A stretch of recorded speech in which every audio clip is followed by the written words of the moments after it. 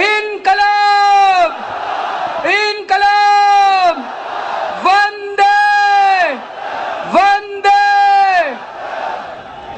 अभी जब बारिश आई तो मुझे अंजलि कह रही थी कि अगर बीजेपी या कांग्रेस वालों की रैली, हम लोग विदर्भा में बैठे हैं, भगवान ने विदर्भा के लोगों को अपनी तरफ से कृपा करने में कोई कसर नहीं छोड़ी।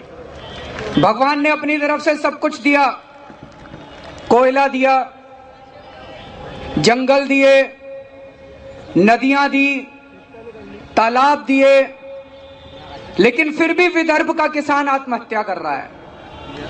उसके बावजूद विदर्भ के लोग इतने गरीब क्यों हैं? ये एक सोचने की बात है। मुझे लगता है उसका सबसे बड़ा कारण हम लोग खुद हैं। विदर्भ में नदियों के ऊपर डैम बनाए गए, कहा गया कि इन डैम से किसानों को सिंचाई के लिए पानी दिया जाएगा, लेकिन वो पानी किसानों के खेतों में नहीं पहुंचा। कहां चला गया? कुछ लोगों की इंडस्ट्री में चला गया। हम ये नहीं कह रहे कि इंडस्ट्री में पानी नहीं जाना चाहिए, लेकिन सबसे पहले पानी पीने के लिए चाहिए, फिर पानी खेती के लिए चाहिए, और उसके बाद जो पानी बचे वो इंडस्ट्री के लिए होना चाहिए। ऐसे दे नहीं सकता बेचारा किसान, रिश्वत दे नहीं सकता इन बड़े बड़े नेताओं को, इसलिए सारा पानी उन इंडस्ट्री वालों के लिए चला गया। और यहां पे पावर बनती है, यहां पे बिजली बनती है, और यहीं पे 14-14 घंटे के पावर कट लगते हैं। मैं कल भंडारा गया था, वहां के किसान मुझे बता रहे थे 14-14 घंटे के पावर कट लगते हैं वहां पे। ये बिजली दूसरी महाराष्ट्र के इलाकों में जाती है, ये बिजली पूरे देश के इलाकों में जाती है, जानी चाहिए, लेकिन सबसे पहले जहां बिजली बन रही है वहां के लोगों को उस बिजली का अधिकार होना चाहिए। उसके बाद जो बिजली बचे वो बिजली दूसरे इलाकों में जानी चाहिए। प्रफुल्ल पटेल को चुन के भेजोगे, अब अगर आप मुत्तमवार साहब को चुन के भेजोगे तो वो आपकी सेवा थोड़ी करेंगे। मैंने सुना है प्रफुल्ल पटेल एक जमाने में बीड़ी बेचा करते थे, आज उनके पास हवाई जहाज है। यहां से अब नितिन गडकरी जी चुनाव लड़ने वाले हैं। मैंने सुना एक जमाने में इन्हीं सड़कों के ऊपर मोपेड, लूना मोपेड पे घुमा करते थे। गलत तो नहीं कह रहा?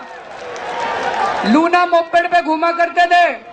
अब बहुत बड़ा बंगला है, आज हम बंगला देख के आए, उनके घर के सामने से निकले थे आज हम लोग।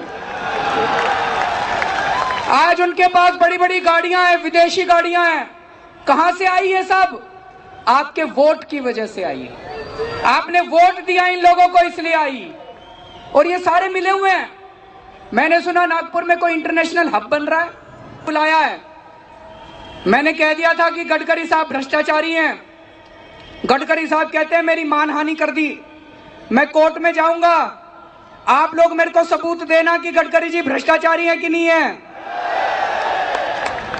आपके खिलाफ भी कोर्ट मानहानि कर देगा, गडकरी जी सबके खिलाफ मानहानि कर देंगे, देख लेना। तो आप लोगों को सबूत देने पड़ेंगे। 7 अप्रैल को मेरी तारीख है, 7 अप्रैल को मैं जाऊंगा और मैं कोर्ट को कहूंगा, मैं नहीं कह रहा, महाराष्ट्र की सारी जनता कह रही है कि नितिन गडकरी जी भ्रष्टाचारी हैं। गडकरी जी किस किस के खिलाफ मानहानि का दावा करेंगे, देखते हैं। दोस्तों, पिछले 10 साल में केंद्र के अंदर यूपीए की सरकार ने, कांग्रेस की सरकार ने भ्रष्टाचार करने में कोई कसर नहीं छोड़ी। इतना देश को लूटा इन्होंने, इतना देश को लूटा कि पिछले 200 साल में अंग्रेजों ने भी शायद देश को इतना लूट के पैसा लंदन नहीं लेके गए थे जितना इन्होंने लूट के स्विस बैंकों में पैसा जमा करा दिया पूरे देश में। लेकिन साथ साथ एक बहुत बड़ा षड्यंत्र चल रहा है हमारे देश के अंदर।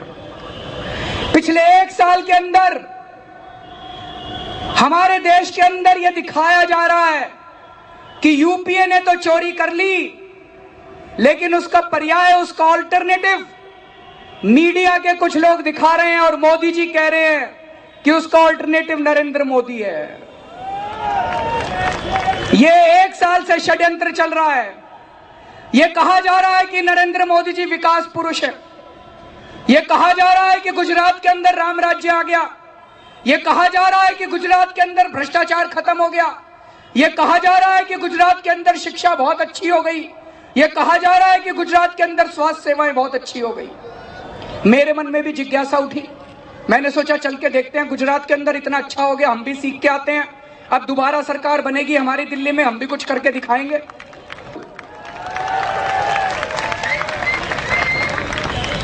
मोदी जी कहते हैं कि गुजरात को भ्रष्टाचार मुक्त बना दिया।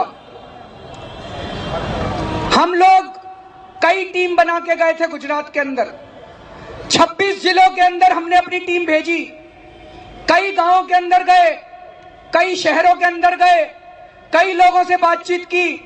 सब लोगों ने कहा जी गुजरात के अंदर एक भी काम बिना पैसे के नहीं होता, हर काम की रिश्वत देनी पड़ती है गुजरात के अंदर। एक उद्योगपति मिला, बोला जी 4 साल पहले मैंने इंडस्ट्रियल लाइसेंस के लिए अप्लाई किया था, 4 साल से लाइसेंस नहीं मिला। कहता अभी 3 दिन पहले मैं पैसे देके इंडस्ट्रियल लाइसेंस लेके आया हूं। 2.5 लाख रुपए लगते हैं, अगर डीवाईएसपी को ट्रांसफर करानी हो तो 2.25 करोड़ रुपए लगते हैं। हर चीज का रेट बंधा हुआ है, हर चीज का रेट बंधा हुआ है, और कहते हैं भ्रष्टाचार खत्म हो गया। दोस्तों, पूरे देश को बेवकूफ बनाया जा रहा है। फिर हम किसानों के पास गए, किसान, गुजरात के किसान खून के आंसू बहा रहे हैं। कई किसानों से मिले, उन्होंने बताया जी हमारी जमीनें छीन छीन कर गुंडागर्दी से पुलिस भेज भेज के हमारी जमीनें छीन कर अंबानी और अडानी को दी जा रही हैं। एक गांव में गया, एक आदमी मिला, कहता है 7.5 एकड़ जमीन छीन ली मेरी 5 साल पहले, मेरे को आज तक 1 पैसे का मुआवजा नहीं मिला, 1 पैसे का मुआवजा नहीं मिला। पहले अपने गुंडे भेजे, फिर पुलिस वाले भेजे, और मेरी जमीन के कागज लेगा और मेरी जमीन ट्रांसफर करवा ली इन लोगों ने। एक और गांव में गए, वहां के लोगों ने बताया कि हमारी जमीन का market value, market rate 50 lakh रुपए एकड़ के हिसाब से था। मोदी जी ने केवल 1 लाख रुपए एकड़ देके हमारी जमीनें छीन ली सब लोगों की। खून के आंसू बहा रहे हैं ये लोग, और उनकी जमीनें छीन के अंबानी को दी, अडानी को दी। किस रेट पे दी? 1 रुपए मीटर के हिसाब से। अडानी को 1 रुपए मीटर के हिसाब से जमीन दी। क्यों दी? कोई रिश्तेदारी है मोदी जी की अंबानी अडानी से? कुछ ना कुछ तो गड़बड़ है कि नरेंद्र मोदी जी किसानों के मसीहा हैं। अगर उस उत्तर प्रदेश के किसान को पता चल जाए कि गुजरात के किसानों की क्या हालत है, अगर देश के सारे किसानों को पता चल जाए कि गुजरात के किसान के आंसू, खून के आंसू बहा रहे हैं, तो दोस्तों पूरे देश का एक किसान नरेंद्र मोदी जी को वोट नहीं देगा, एक भी किसान नरेंद्र मोदी जी को वोट नहीं देगा। पूरे देश के अंदर ये गलतफहमी और ये गलत सलत रिपोर्ट फैलाई जा रही है, पूरे देश के अंदर प्रोपेगेंडा फैलाया जा रहा है। दोस्तों, ये कहा जा रहा है कि मोदी जी ने बड़ा उद्योग तैयार कर दिया, पिछले 11 साल के अंदर 60,000 लघु उद्योग बंद हो गए हैं गुजरात के अंदर। 60,000 small scale and middle scale industries have been closed in Gujarat. तो मोदी जी का विकास का मॉडल एक है कि सारे किसानों की जमीनें छीन लो, सारे उद्योग बंद कर दो, अब केवल गुजरात को अंबानी और अडानी चलाएंगे, और अगर मोदी जी देश के प्रधानमंत्री बन गए तो सारे किसानों की जमीनें छीन के अंबानी और अडानी को दे देंगे और इस देश को अंबानी और अडानी को सौंप देंगे। दोस्तों, अगर देश के किसानों को पता चल जाए कि अगर मोदी जी आ गए तो किसानों को आत्महत्या करनी पड़ेगी, तो कोई किसान इनको वोट नहीं देगा। दोस्तों, लेकिन पिछले 1 साल से बहुत बड़ा षड्यंत्र चल रहा है। मंत्री बन गए तो पूरे देश का विकास करेंगे। कई लोगों ने कहना चालू कर दिया, चलो गुजरात के दंगे हुए सो हुए, भूल जाओ, लेकिन अब तो ये व्यक्ति देश का विकास करेगा। दोस्तों, ये बहुत बड़ा, मुझे लगता है आजादी के बाद का सबसे बड़ा षड्यंत्र था। It is a political conspiracy.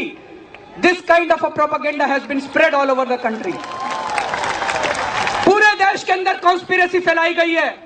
और कल मैंने एक डिनर के अंदर मैंने कहा कि इस पॉलिटिकल कॉन्स्पिरेसी की जांच होनी चाहिए। जिन लोगों ने यह प्रोपेगेंडा फैलाया और गलत सलत बताया, गुजरात के मॉडल को बढ़ा चढ़ाकर बताया, गुजरात में विकास हुआ, इस किस्म की झूठी खबरें फैलाई, मैं आप लोगों से पूछना चाहता हूं, उन लोगों की जांच होनी चाहिए कि नहीं होनी चाहिए? उन लोगों को सजा मिलनी चाहिए कि नहीं मिलनी चाहिए? हमारे जनतंत्र के 4 स्तंभ हैं। पैसे पैसे लेके मोदी जी को बड़ा चढ़ा के बताता है तो उसे सजा होनी चाहिए कि नहीं होनी चाहिए? होनी चाहिए, सजा होनी चाहिए। अभी डिबेट चल रहा है कुछ टीवी चैनलों पे कि केजरीवाल ने मीडिया को धमकाया। अरे हम तो बहुत छोटे लोग हैं, हम तुमको कहां से धमकाएंगे? तुम लोग सुबह शाम हम लोगों को धमकाते हो, सुबह से शाम तक हम लोगों को धमकाते हो। लेकिन मैं मीडिया को बता दूं, हम रॉबर्ट वाड्रा से नहीं डरे थे, हम मुकेश अंबानी से नहीं डरे थे, हम लोग नरेंद्र मोदी से नहीं डरे थे, हम मीडिया से भी नहीं डरने वाले, हम मीडिया से भी नहीं डरने वाले हैं। दो दें, जिस देश के लोग ये सोचने लगे कि इस देश का कुछ नहीं हो सकता, दोस्तों उस देश के लिए कोई उम्मीद नहीं बचती है। लेकिन पिछले 3 सालों के अंदर इस देश के लोगों को लगने लगा है हाँ कुछ हो तो सकता है इस देश का। और आम आदमी पार्टी की 49 दिन की सरकार के बाद लोग कहने लगे हैं यार 5 साल में इस देश का कुछ हो सकता है, हमारी जिंदगी में इस देश का कुछ हो सकता है। के अंदर बीजेपी ने बार बार बोला एसआईटी होनी चाहिए, एसआईटी होनी चाहिए, स्पेशल जांच होनी चाहिए इसकी। उसके बाद बीजेपी की सरकार आई दिल्ली में, बीजेपी की सरकार आई केंद्र के अंदर, 6 साल केंद्र के अंदर सरकार बनी, 5 साल दिल्ली के अंदर सरकार बनी। बीजेपी वालों ने एसआईटी नहीं बनाई, ना कांग्रेस ने बनाई, ना बीजेपी ने बनाई। आम आदमी पार्टी ने 10 दिन के अंदर सिख दंगों के ऊपर एसआईटी बना दी। दोस्तों कहते हैं इनको सरकार नहीं आती, इनको गवर्नेंस नहीं आती। दोस्तों दिल्ली में 49 दिन की सरकार में भ्रष्टाचार के अंदर भारी कमी आई। ये मैं नहीं कह रहा, ये अखबार वालों ने सर्वे करवाए, कुछ एजेंसीज ने सर्वे करवाए और उनके सर्वे के मुताबिक अखबार वाले कह रहे थे। और ये कहते हैं इनको सरकार चलानी नहीं आती, इनको गवर्नेंस नहीं आती। मैं ये सोचा था ये गवर्नेंस होती क्या भला है, तो किसी ने बताया। मैंने एक बीजेपी वाले से पूछा, मैंने कहा यार गवर्नेंस क्या होती है?